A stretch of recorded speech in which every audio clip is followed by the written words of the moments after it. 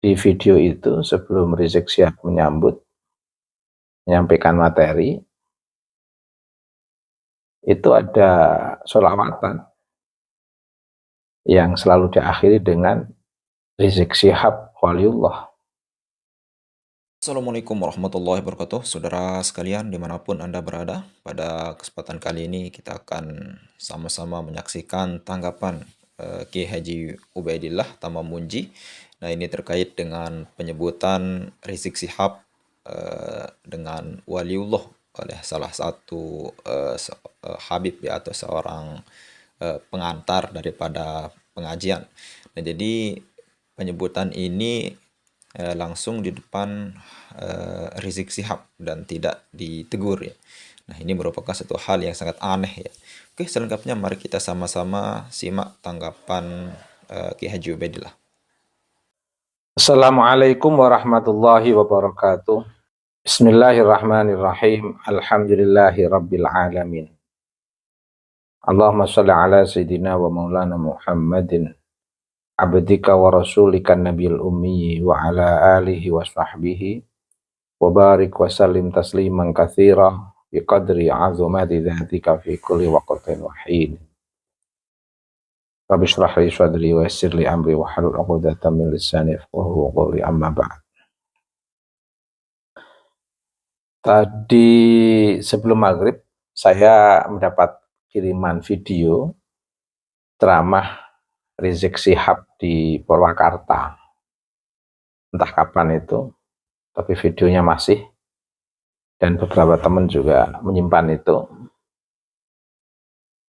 Ada 3 catatan dari video itu. Pertama, tentu saya bersyukur kepada Allah. Alhamdulillahirabbil alamin. Allah senantiasa memberikan kesehatan kepada kita semua, termasuk pada Rizik Syihab. Tentu secara personal di mata saya Rizik Syihab orang baik, dan semangat dakwahnya juga baik. Jamaahnya masih tetap baik. Tapi ada 3 catatan yang menurut saya itu bukan tradisi masyarakat Nusantara. Itu bukan tradisi masyarakat asli Indonesia. Atau lebih mudahnya itu bukan tradisi Jawa atau Muslim Jawa. Orang-orang Muslim Jawa itu sekuat apapun ketokohannya, itu sangat mensakralkan istilah kewalian. Apalagi untuk sebutan sosok wali itu betul-betul ketat kriteria zahir batinnya. Tetapi di video itu sebelum Rizik Syihab menyampaikan materi, itu ada sholawatan yang selalu diakhiri dengan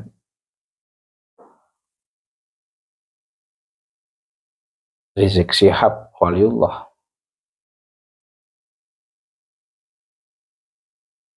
Luar biasa. Menyebut sosok kewalian seseorang yang orangnya ada di situ dan membiarkan, nggak menegur. Bukan dalam kerangka tanda sebagai orang yang punya anak perempuan, tapi itu memang betul-betul Rizik Syihab waliullah dalam konteks mitologi yang ingin diciptakan Rizik seiring dengan status imam besar yang tetap melekat. pada Rizik Syihab. Kalau itu memiliki naluri Jawa, tersebut naluri Jawa ya, itu tidak mau disebut di depannya sebuah sebutan istilah wali. Wow, itu sakral, itu wali. Sosok wali itu sosok yang betul-betul bisa dikategorikan terjaga. Istilahnya mahfuz, bukan maksum. Kita nggak boleh menggunakan istilah maksum untuk para orang-orang yang selain Nabi atau orang-orang yang sudah ditegaskan melalui lisan Nabi.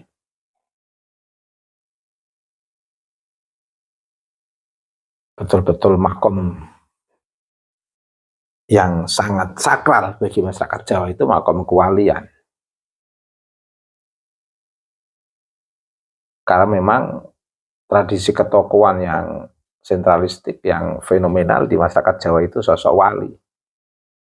Habib itu kan istilah antropologis yang dikenal pasca kolonial. Seiring dengan kolonialisme. Tapi itu pun nggak sesakral istilah wali. Bahkan sangat sakralnya terminologi wali bagi masyarakat Jawa.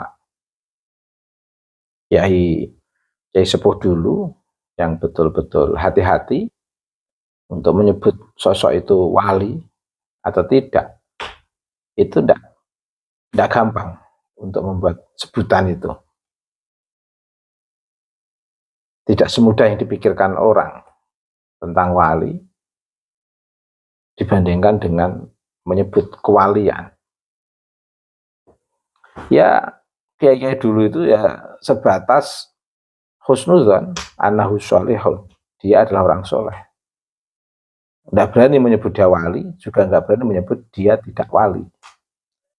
Menyebut dia wali kalau tidak menyesatkan masyarakat, menyebut dia tidak wali kalau ia menyakiti Allah.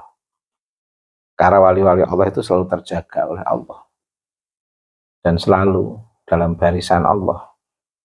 Dan siapa yang menyakiti wali itu, maka Allah nyatakan perang. Tapi juga tidak dosa bagi orang yang tidak mengetahui kewalian seseorang. Karena orang Jawa itu menggunakan pendekatan husnuzon kepada semua orang. Di tengah keluarga masyarakat Jawa itu diajarkan untuk tidak underestimate, merendahkan orang lain. Siapa tahu yang direndahkan itu orang yang menjadi pilihan Allah. Terlepas dari kesengajaan, artinya terkait dengan sikap yang tidak sengaja, yang orang lain kecewa atau tersinggung di luar kesengajaan, itu ya tidak apa-apa. Manusia itu tempat lupa dan salah. Sehingga dalam sistem sosial masyarakat Jawa itu untuk saling mengerti, dalam konteks tertentu tanggap, tidak terlalu menanggapi, dan memahami betul namanya manusia ya tetap manusia. Istilahnya itu wong-wong. Ini yang pertama. Sehingga saya hanya merespon tertawa saja. Ada syairan Habib Rizik Syihab walullah, di situ ada Habib Rizik Syihab. Terus yang kedua, memang tidak bisa disalahkan bahwa kita sebagai umat Islam itu punya ikatan. Al-Muslim akhul Muslim. Tapi bukan berarti menafikan yang lainnya itu tidak ada artinya apa-apa. Seperti ikatan kebangsaan, ikatan nasionalisme, itu sangat berarti. Tapi seolah-olah melalui bahasa yang menurut saya benar bahwa antara orang Muslim itu adalah bersaudara. Tapi bukan berarti menafikan ikatan kebangsaan, ikatan nasionalisme. Dan ini yang tidak banyak diperhatikan orang. Ini sebenarnya yang ingin dicerabut dari pidato itu. Jadi ada indikasi Rizik Syihab itu ingin mencerabut akar nasionalisme masyarakat lewat ceramah dengan pendekatan al-muslim akhul muslim. Itu tidak salah. Tapi coba perhatikan uraian tentang bagaimana upaya Rizik Syihab untuk mencerabut nasionalisme itu dengan pendekatan teks yang memang kita juga akui kebenarannya. Orang Muslim adalah saudara sesama orang Muslim. Nah, tapi di situ Rizik Syihab tidak membahas bahwa ada ikatan persaudaraan. Coba diperhatikan dari uraian tentang teks al-muslim akhul muslim. Tentu kita tidak menolak prinsip ini, karena itu juga bagian daripada prinsip yang sangat penting. Tapi ketika harus mengabaikan sistem ukhuwah yang lain, ini tidak banyak disadari orang. Ini ingin mencerabut akar nasionalisme dengan berkedok pada teks al-muslim akhul muslim.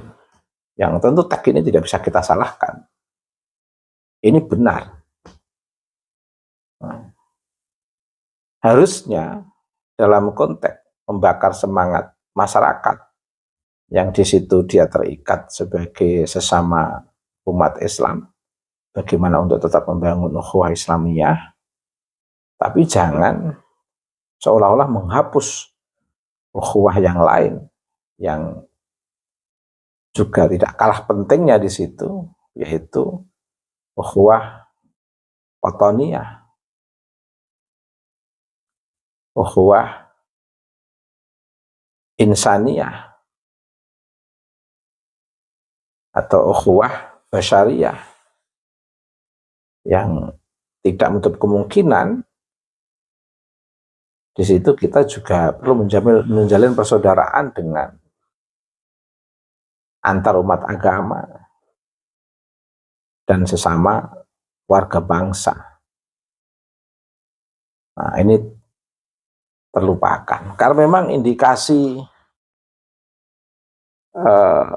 ideologi transnasional itu memang melalui kedua agama dengan teks al-muslim akhul muslim berhenti tanpa mengikut sertakan konteks ukhuwah yang sebenarnya menjadi bagian yang penting dalam ruang kehidupan berbangsa dan bernegara, yang notabene di sini kita berada di tengah masyarakat yang majmuk, yang beragam, sehingga perlu juga mengedepankan teks keberagaman.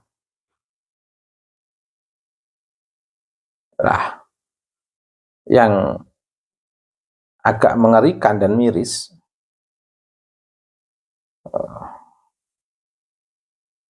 prinsip al-muslim akhul muslim itu mengarah kepada sentralisasi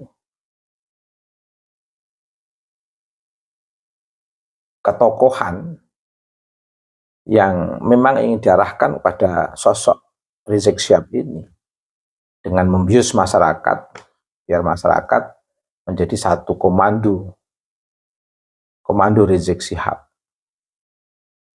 Ini ada nuansa proses ideologisasi, membentuk ideologi imamah yang ingin dibangun oleh Rizik Syihab, yang didukung oleh beberapa jamaah yang fanatik itu. Yang terakhir, dia tidak konsisten Rizik Syihab, ingin membangun al-muslim akhul muslim. Tapi di situ ada nuansa-nuansa yang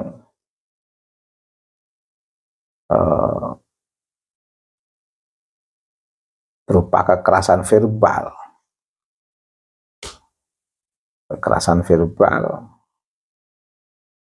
yang tanpa mempertimbangkan aspek ketauhidan dan kemanusiaan. Bahasa agama hanya sebagai sebuah simbol dan kedok, tapi nampak sebuah kehendak kuasa yang menggebu-gebu di situ. Tapi ala kulli hal saya ingin menutup pernyataan saya ini bahwa kewalian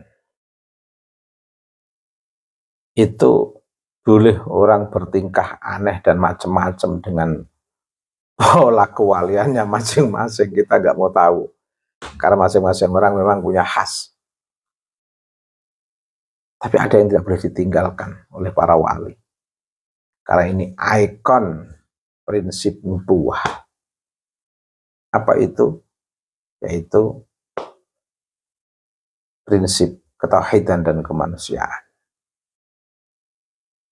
Seorang wali itu tentu nggak perlu kita bahas tentang ketauhidan, karena hampir semua orang yang semangat di agama itu prinsip tauhidnya juga kuat dan sudah menjadi standar universal, apalagi dalam konteks agama Islam terkait dengan ketauhidan itu sesuatu yang sangat prinsip, harus terjaga. Tapi banyak dilupakan, yaitu konteks kemanusiaan. Sehingga konteks kemanusiaan itu harus dibangun dengan sistem penghargaan antara sesama umat manusia, baik penghargaan dari perspektif keilmuan maupun penghargaan dari perspektif kesetaraan. Tetapi pidato Rizik Syihab nampak ada nuansa ananiyah yang di sana ingin mengarah pada bagaimana tetap membangun eksistensi kelompok Alwinya dan nakut-nakuti dengan seolah-olah sikap kegarangannya itu adalah bagian daripada kewibawaannya dari klan Ba'alwi yang di sana seperti seolah-olah nakut-nakuti siapapun yang sedang mengkritik Pak Alwi. Dan ini memang saya lihat merupakan bentuk rencana, yang saya sebut rencana yang tidak strategis, yang dilakukan oleh Rizik Syihab untuk menjawab tesis Kiai Imad dengan menguatkan totalitas ceramahnya sebagai seolah-olah memiliki power yang akan menggilas siapapun yang mengkritik klan Pak Alwi.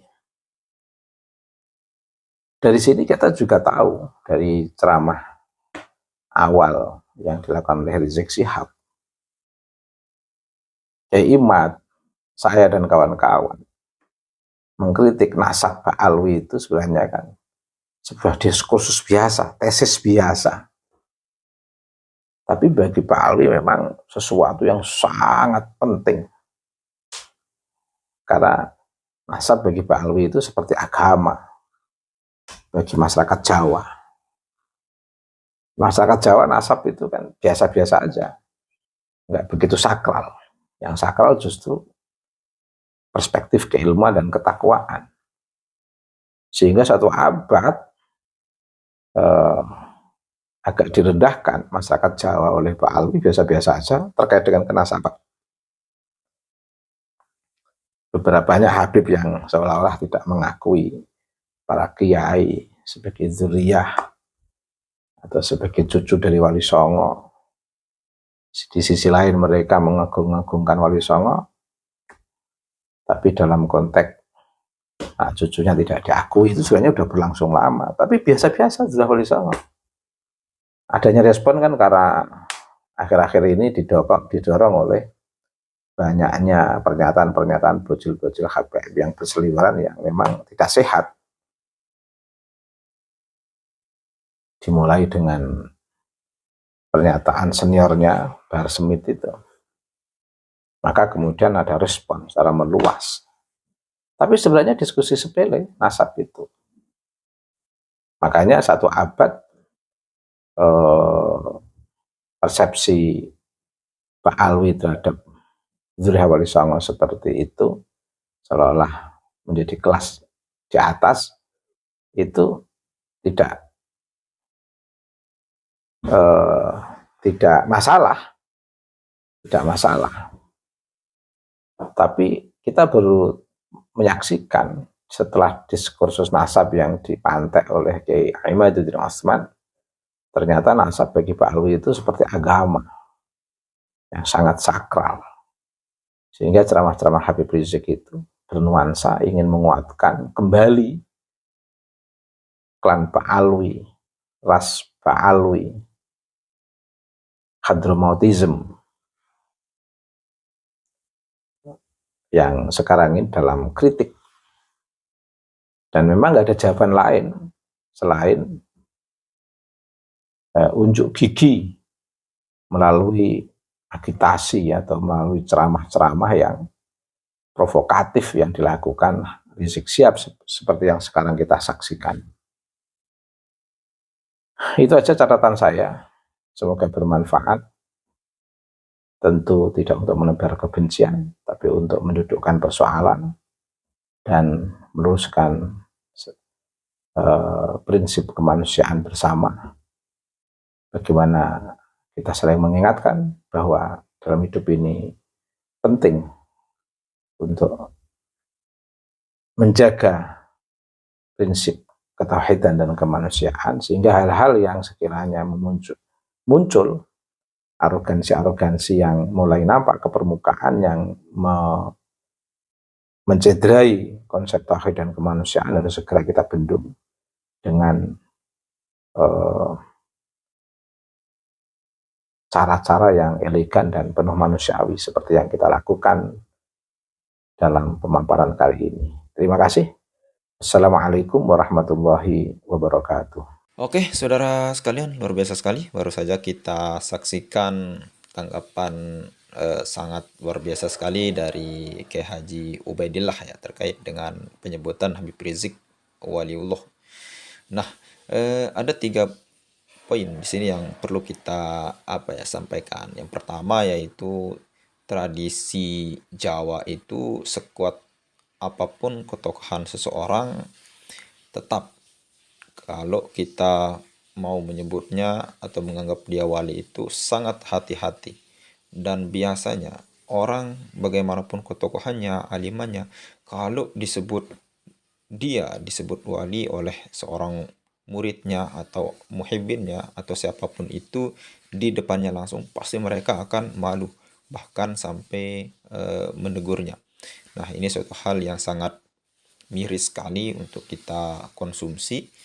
Nah, jadi mungkin itu video lama tadi kata Kiai Haji Ubaid, yaitu mungkin itu video kapan, tapi yang jelas itu memang video original, tidak diedit-edit, dan ini merupakan sebagai bukti nanti kalau memang ada masalah, ada suatu hal yang memungkinkan untuk mengeluarkan video itu. Nah, itu yang pertama. Dan yang kedua, Rizik ada di situ dan dia tidak menegurnya. Nah, ini merupakan catatan ya. Ketika kita, siapapun itu, kiai, ustadz, tuan guru, dan sebagainya, ketika kita terlalu dipuji oleh seseorang, bahkan melebihi pujian yang sewajarnya, seyogianya kita menegur orang itu. Kenapa? Karena seperti kata peribahasa itu, pujian itu jauh lebih berbahaya daripada cacian, makian, atau kritikan. Kenapa? Karena pujian itu bisa membuat kita lupa akan diri kita sendiri. Kita terlena dengan pujian itu. Jauh lebih bagus kritikan. Itu akan membuat kita sadar, tafakur diri sendiri, tidak menganggap diri lebih baik daripada orang lain. Nah, ini yang sedang terjadi ketika seseorang atau oknum habaib ketika terlalu banyak dipuji, akhirnya mereka itu terlena dengan pujian itu, lalu kemudian mereka lupa belajar, lalu kemudian dikasih panggung besar.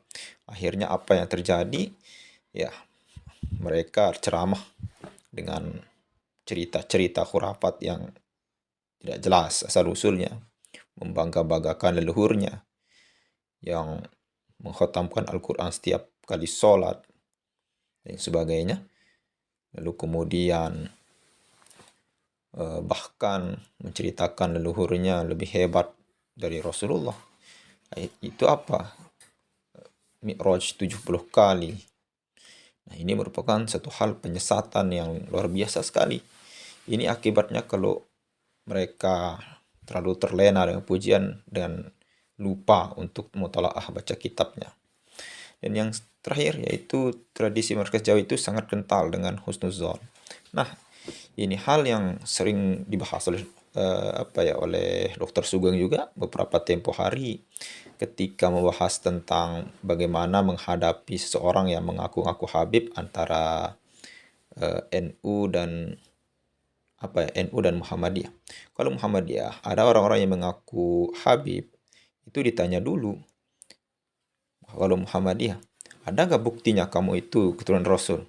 Lalu kemudian kalau ada, diteliti, kalau benar ya diakui. Tapi kalau diteliti, setelah diteliti, tidak benar, atau tidak terbukti, ya tidak diakui. Apalagi mengaku-ngaku tanpa bukti. Itu kalau Muhammadiyah. Tidak diakui kalau tidak ada bukti.